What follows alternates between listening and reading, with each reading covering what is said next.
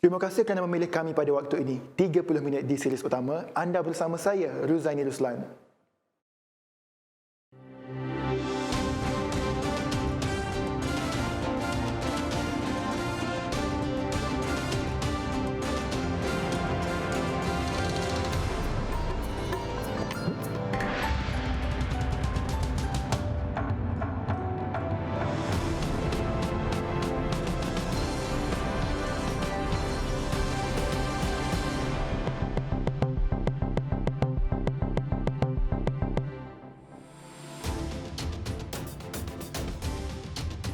Bayi masih bertali pusat ditemui reput.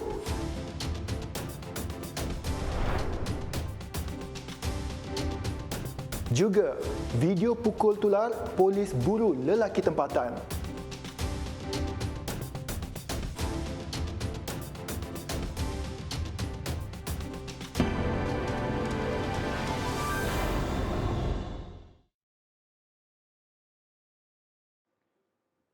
Kami mulakan series utama malam ini dengan berita berikut. Mayat bayi perempuan yang masih bertali pusat ditemui ditinggalkan dalam kotak plastik di belakang sebuah premis perniagaan dekat Jalan Kuang, Batu Pahat. Bayi malang ini ditemui orang awam sekitar jam 6.40 petang. Menurut Ketua Polis Daerah Batu Pahat, Asisten Komisioner Ismail Dolah, bayi perempuan berkenaan dipercayai ditinggalkan lebih daripada tempoh 24 jam berdasarkan keadaan tubuhnya yang sudah mula mereput. Susulan itu, polis melakukan pemeriksaan kamera litar tertutup CCTV di sekitar premis perniagaan dan menunjukkan seorang lelaki meletakkan kotak itu pada 27 April lalu. Tambah beliau, mayatnya kemudian dihantar ke Hospital Nora Ismail HSNI Batu Pahat untuk proses bedah siasat bagi mengenal pasti punca kematian. Kes disiasat mengikut Seksyen 318 Kanun Keseksaan kerana menyembunyikan kelahiran dan membuang mayat yang memperuntukkan hukuman penjara maksimum 2 tahun atau denda atau kedua-duanya. Orang ramai yang mempunyai maklumat diminta menyalurkannya ke Ibu Pejabat Polis Daerah IPD Batu Pahat di talian 07 436 3300. Lagi berita berkenaan bayi malang. Kali ini, seorang bayi perempuan usia 11 bulan maut selepas terjatuh dari tingkat 3 kediaman keluarganya dekat PPL Seri Aman, Jalan Aman Putra, Ibu Negara.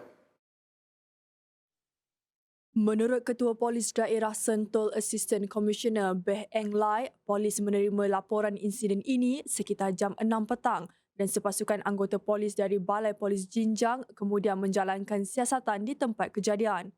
Menurut siasatan, mangsa dikatakan sedang bermain bersama abang, kakak dan sepupunya di atas katil bahagian atas, bersebelahan dengan tingkap yang berada dalam bilik pertama rumah mereka sebelum terjatuh dari tingkap kira-kira 3 petang. Tingkap di dalam bilik ini dikatakan tidak mempunyai pagar dan katil terbabit diletakkan di tengah tingkap tanpa sebarang halangan.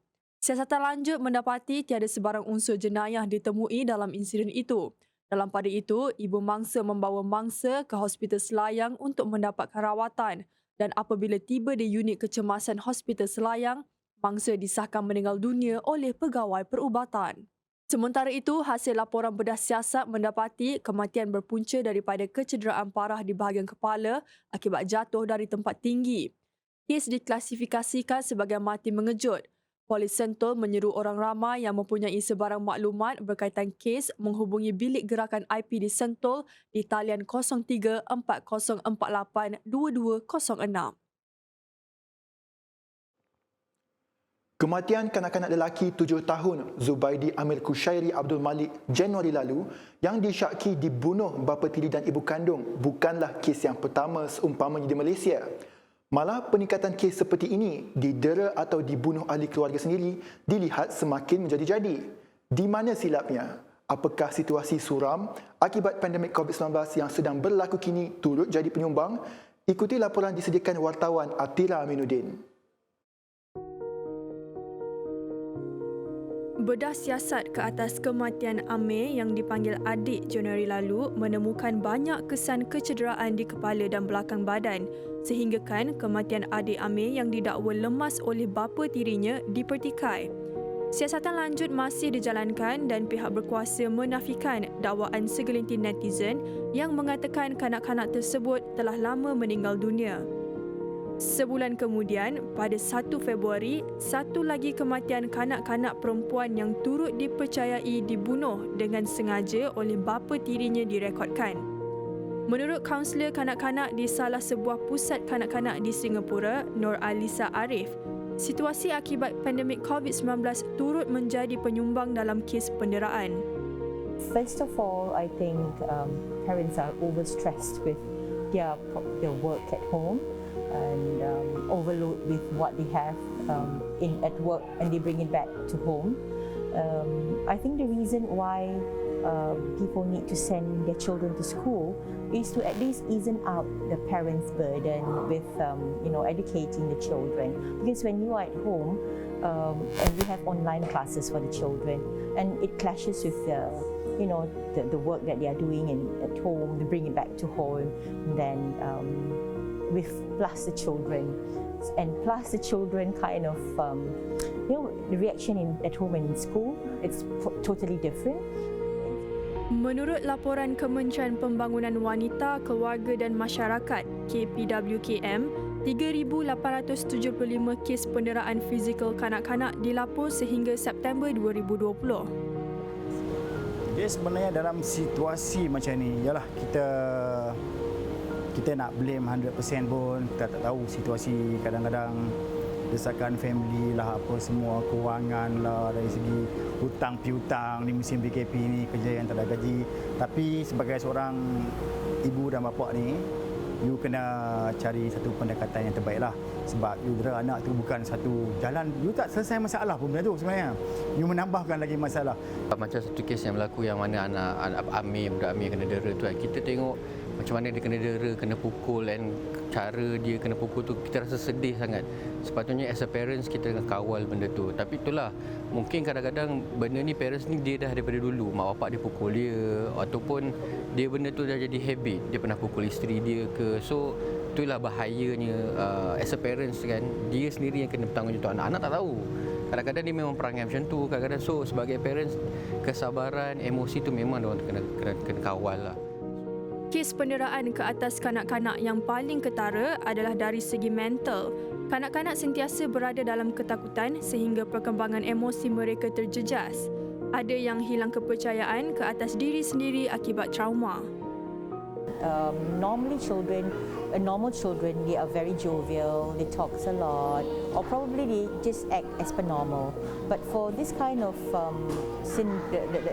children, you can still detect the syndrome in which they will be very quiet, very reserved. They don't want to talk to their friends.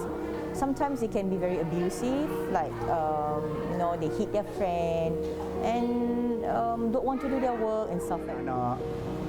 Anak-anak budak-budak biasalah nakal, dia orang panjat belakang. Macam saya cakap tadi, you kena pandai create situation dengan anak-anak supaya benda tu nampak happy. Sebab pengalaman anak-anak ni yang yalah nampak belakang kita, main sepah-sepahkan rumah, tanya soalan berkali-kali ni berlaku masa dia orang kecil-kecil je. Sebab nikmat tu you takkan dapat bila anak-anak tu dah besar dan dia orang dah ada kehidupan dia orang sendiri, dan you akan merindui zaman masa dia orang kanak-kanak dulu. Jadi masa yang ada tu hargailah. Kanak-kanak memerlukan perlindungan dan jagaan yang sempurna. Ia termasuk perlindungan undang-undang. Kanak-kanak seharusnya menikmati satu keadaan yang selamat, tidak kira di mana sahaja mereka berada.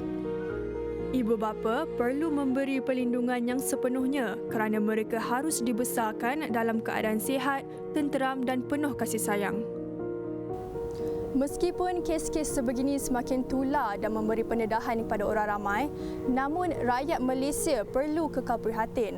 Kepada ibu bapa di luar sana, jika anda tidak mampu menyayangi anak anda, ramai lagi di luar sana yang mampu menyayangi mereka. Laporan Atira Aminuddin, Sirius TV.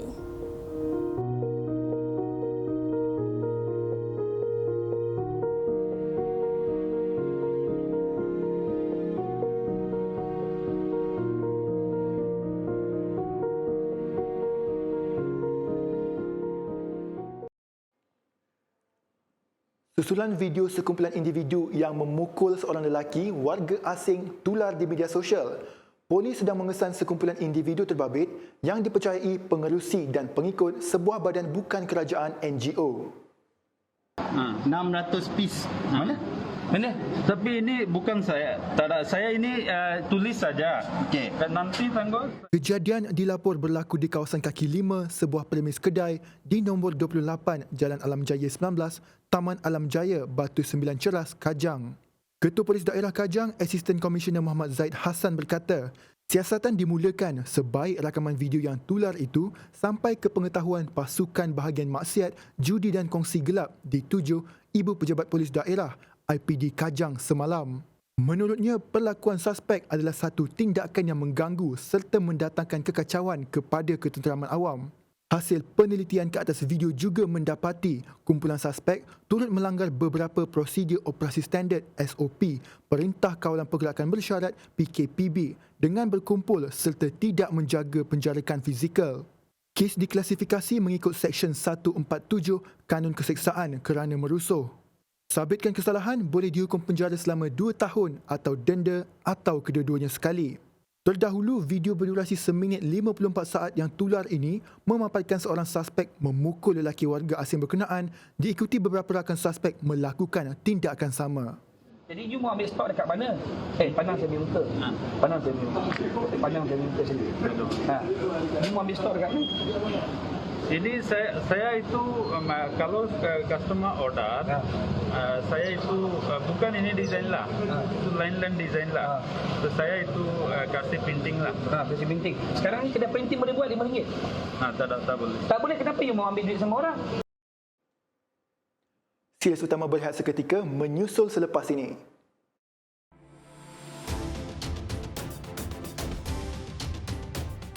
Vaksin J&J pula disekat.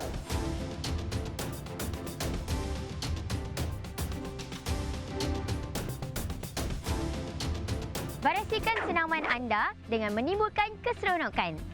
Paling bagus ialah lakukan aktiviti senaman secara berkumpulan. Dan antara aktiviti senaman berkumpulan yang anda boleh lakukan ialah Zumba dan senaman ringan di rumah. Semua orang boleh mengamalkan kehidupan yang aktif, tak kira tua atau muda, yang bujang ataupun yang sudah berkeluarga.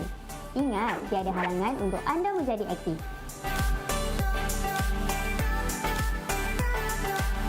Antara senaman yang sesiapa pun boleh lakukan ialah senaman regangan menggunakan resistance band, fun ride, fun run dan night workout. Ingat, memang ada banyak cara untuk kekal aktif. Jadi, korang janganlah bagi alasan untuk tidak aktif, okey?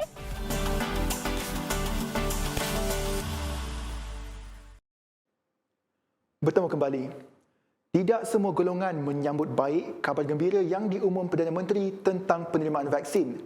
Masakan tidak, banyak tuduhan tentang keburukannya sudah disebarkan golongan yang digelar anti-vaksin ini di media sosial. Ikuti laporan disediakan wartawan Zahira Zuraidi. Menurut Menteri Kesihatan Datuk Seri Dr. Adam Baber, syarikat PLS akan membekalkan 12 juta dos COVID-19 CoronaVac SARS-CoV-2 vaksin Verocell Inactivate. Pembekalannya dijangka dilaksanakan secara berperingkat mulai April ini. Sementara syarikat Dua Farma Sendian Berhad akan membekalkan sebanyak 6.4 juta dos vaksin Sputnik V yang dijangka dibekalkan penghujung Mac nanti. Ia bagi menampung keperluan 28.75% rakyat di Malaysia.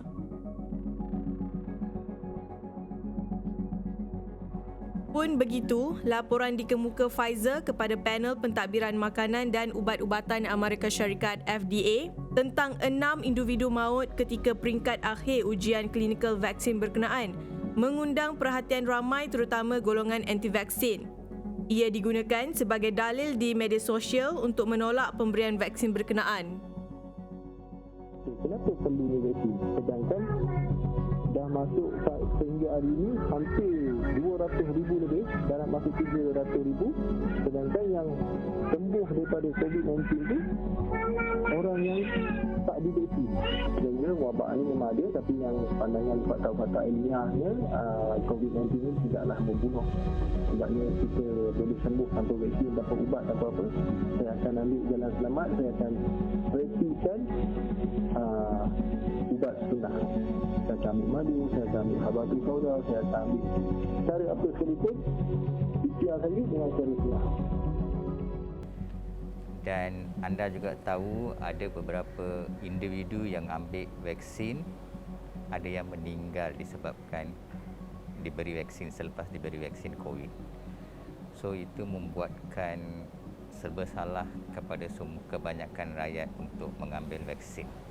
Lagi satu, tempoh perlindungan untuk COVID-19 ini tak jelas dan tak ada orang yang bagi garanti berapa lama benda ni berada di dalam body untuk 1 hari ke 2 hari ke atau selama-lamanya.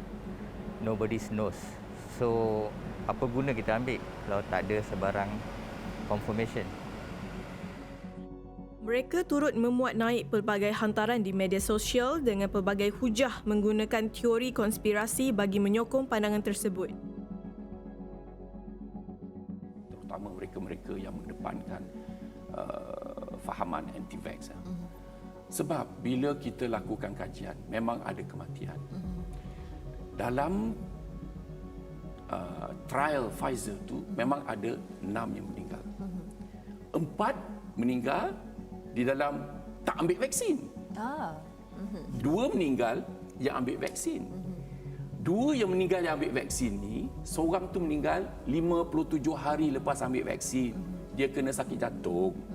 Jadi dia meninggal bukan sebab vaksin, sebab sakit jantung. Dan yang kedua pun, dia meninggal sebab sakit jantung. Jadi telah diperkudakan oleh mereka-mereka yang bertanggungjawab menyatakan bahawa 6 meninggal dalam trial vaksin.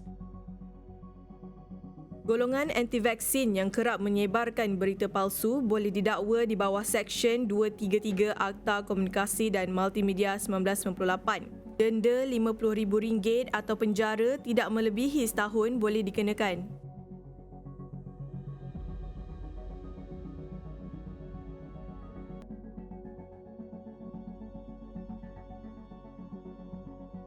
Sementara itu, Jawatan Kuasa Muzakarah Majlis Kebangsaan bagi Hal Ehwal Agama Islam menetapkan hukum penggunaan vaksin COVID-19 adalah harus dan ia wajib diambil golongan ditetapkan. Penggunaannya bukanlah perkara asing dalam perspektif syarak. Vaksin seperti Pfizer dan AstraZeneca yang bakal diperoleh sudah diuji kepada puluhan ribu sebelum ia diluluskan di negara seperti Amerika Syarikat, United Kingdom dan Kesatuan Eropah.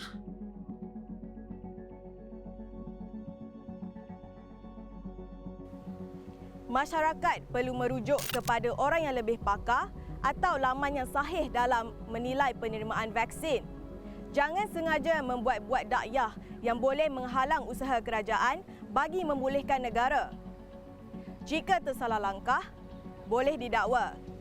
Laporan saya, Zahira Zuraidi, Sirius Media. Vaksin COVID-19 adalah selamat. Vaksin COVID-19 adalah berkesan.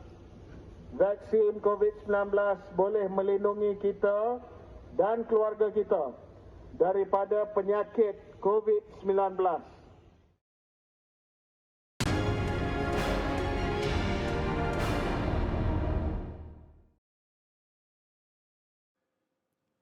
Risau keselamatan rakyat Denmark, negara itu membuat keputusan untuk menyekat penggunaan vaksin COVID-19 keluaran Johnson & Johnson J&J.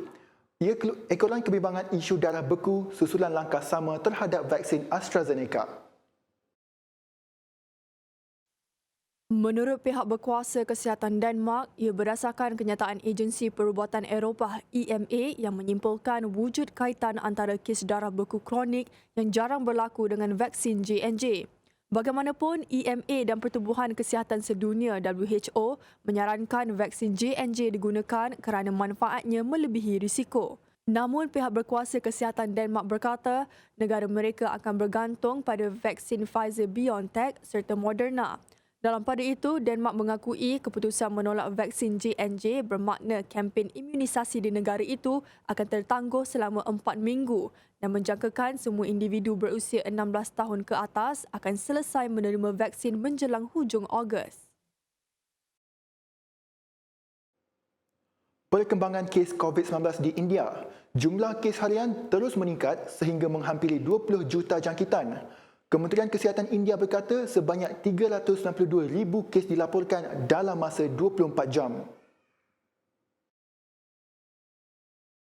3,689 kematian dilapor kemarin, di mana ia menjadikan jumlah kematian mencecah 218,959 kes setakat hari ini. Wilayah Timur Odisha adalah wilayah terbaru mengumumkan sekatan 2 minggu yang sekaligus menyertai Delhi, Maharashtra, Karnataka dan Bengal Barat. Dalam pada itu, hampir 10 negeri dan wilayah di India mengenakan pelbagai bentuk sekatan. Pasukan bertindak COVID-19 negara itu sudah menasihatkan pemerintah untuk mengenakan sekatan peringkat nasional. Namun, pemerintah negara masih keberatan untuk mengenakan sebarang sekatan.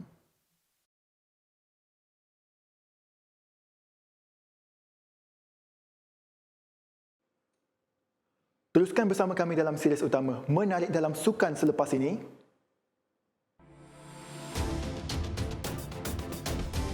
Ronaldo diangkat wira Juventus.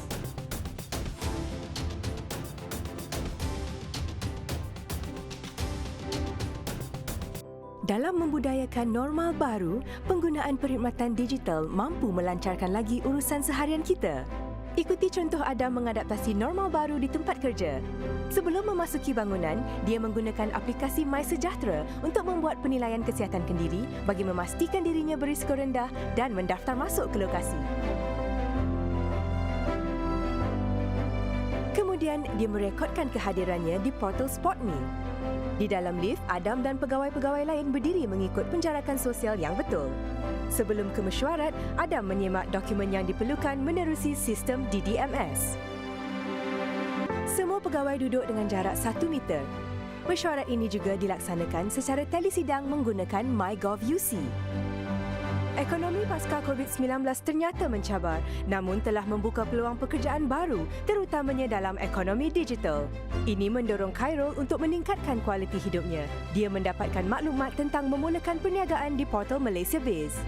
Dalam mengadaptasi normal baru ini juga, anaknya sedang giat mengikuti pembelajaran secara dalam talian. Demi masa depan keluarganya, Khairul membuat keputusan untuk mendaftarkan perniagaan barunya. Tahukah anda tentang pendigitalan KKM? Pesakit kes ringan seperti Laila kini boleh menempas slot temujanji secara dalam talian di portal MyHealth. Di klinik, jururawat menjana surat pengesahan dan pengakuan pegawai Laila menerusi EGL. Sementara itu, Dr. Muizuddin sedang memberikan penilaian kesihatan susulan secara maya. Apabila tiba giliran Laila, dia menerima rawatan yang sewajarnya. Dr. Muizuddin kemudian merekodkan maklumat kesihatan pesakit ke dalam sistem HIS. Kita harus bergerak seiring dengan perubahan masa. Pendigitalan ialah normal baru. Kita guna, kita sokong, kita mampu. Assalamualaikum dan salam sejahtera. Kembali bersama saya Wan Hafiz di series utama bagi mengikuti keadaan cuaca semasa pada ketika ini. Dan pada ketika ini, seperti sedia maklum, negara kita kini berada pada fasa peralihan monsun. Kebiasaannya pada fasa ini memang secara normalnya kita akan menerima pengaruh angin daripada pelbagai hala dengan kelajuan yang agak lemah sekitar 10 hingga ke 20 km sejam.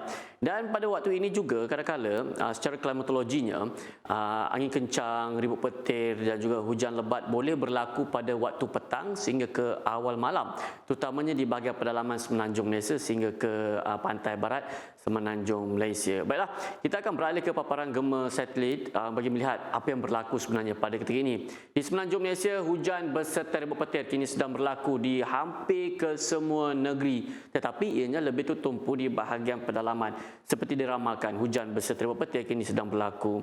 Dan bagi anda, kita harapkan anda supaya lebih berhati-hati kerana pada waktu petang hujan lebat boleh berlaku dan angin kencang. Jadi pada anda diharapkan lebih berhati-hati kerana yang mana ingin pulang ke rumah rumah, daripada tempat kerja ataupun ingin membeli juadah berbuka puasa di Bazar Ramadan. Dan anda juga yang mana tersekat di jalan raya berikutan kesesakan jalan raya disebabkan hujan lebat dan juga ribut petir, diharapkan anda lebih berhati-hati dan bersabar. Baiklah, bagi di Sabah dan Sarawak, di Sabah pada kali ini dalam keadaan yang agak mendung. Tiada hujan yang berlaku, tetapi di negeri Sarawak hujan di 1-2 tempat kini sedang berlaku melibatkan di bahagian pantai barat dan juga di bahagian tengah di negeri Sarawak. Yang mana kita jangkakan ianya boleh berlanjutan sehingga ke lewat petang sahaja. Tetapi menjelang ke malam, hujan berserta ribut petir boleh berlaku di hampir ke semua negeri di Semenanjung Malaysia yang dijangkakan boleh berlanjutan sehingga ke dalam pukul 2 pagi ataupun 3 pagi nanti. Baiklah, sebelum pisah kita akan lihat ramalan cuaca bagi 3 hari bandar-bandar utama di seluruh Malaysia. Sekian, Assalamualaikum dan salam hormat.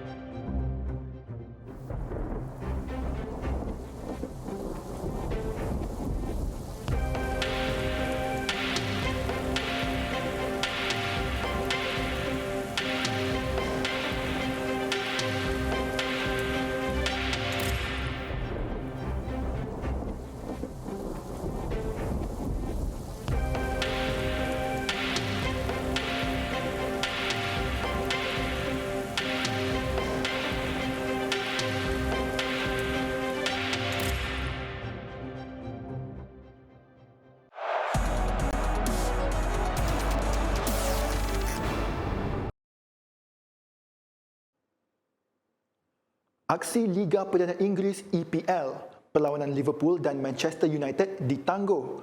Ia selepas ratusan penyokong The Red Devils memecah masuk padang sebagai bantahan terhadap pemilik United dekat Stadium Old Trafford pagi tadi.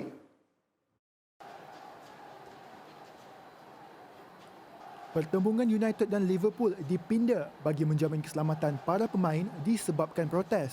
Menurut pihak berkuasa, seramai 200 penyokong menyerbu masuk ke dalam stadium sementara ratusan lagi membuat bantahan di luar. Ini adalah protes kali pertama aksi EPL ditangguhkan gara-gara protes penyokong. Pun begitu, tiada tarikh baru ditetapkan bagi perlawanan semula.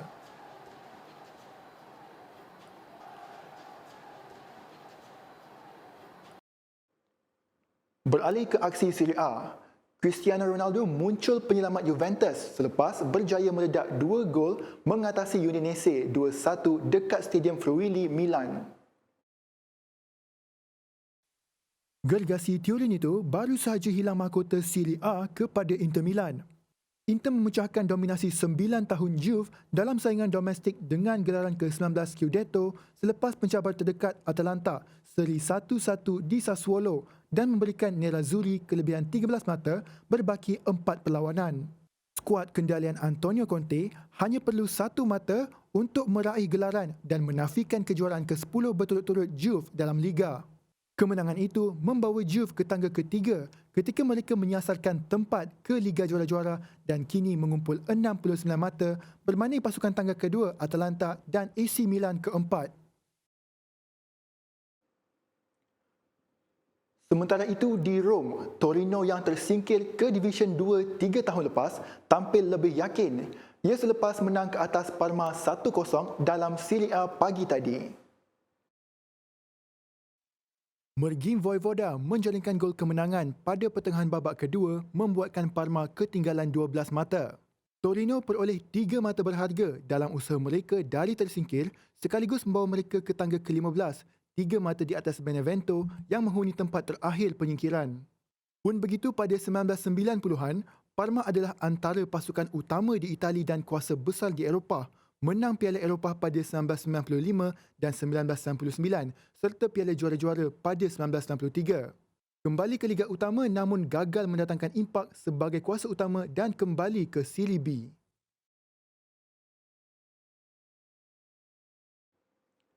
Baik, sekian dulu series utama buat masa ini. Amalan menjaga SOP sudah menjadi sebahagian daripada hidup kita. Kekalkan penjarakan sosial dan terus lindungi diri dan keluarga bagi memutuskan rantaian COVID-19. Salam hormat dan Assalamualaikum.